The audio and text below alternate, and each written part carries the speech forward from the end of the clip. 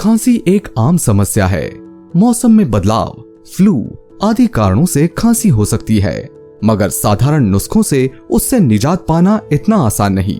इसलिए क्लाडे global private limited पेश करते हैं आयुर्वेदिक औषधियों से तैयार क्लाडे कफ सिरप, जिसमें कंटकारी, शिरीष, वसाका, भारंगी, पुष्पकरमूल, द्रक्षा, सोमलता, छोटी पीपल, सुंठी, तालीसपत्र, ककरा, सिंघी, हरड़, त्रिकटु और पुदीना सत्व जैसे अति प्रभावी तत्व शामिल हैं, जो खांसी की समस्या को जड़ से खत्म करने में सहायक हैं।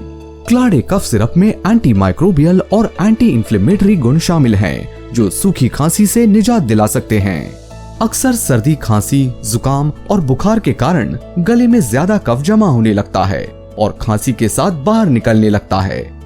इस सिरप में पाए जाने वाले एंटी इंफ्लेमेटरी और एंटीऑक्सीडेंट गुण बलगम खांसी का उपचार करने में मदद करते हैं। क्लाडे कफ सिरप में मौजूद प्राकृतिक तत्व बैक्टीरिया को खत्म कर गले में दर्द, सूजन और जलन से राहत प्रदान करने में सहायक हैं।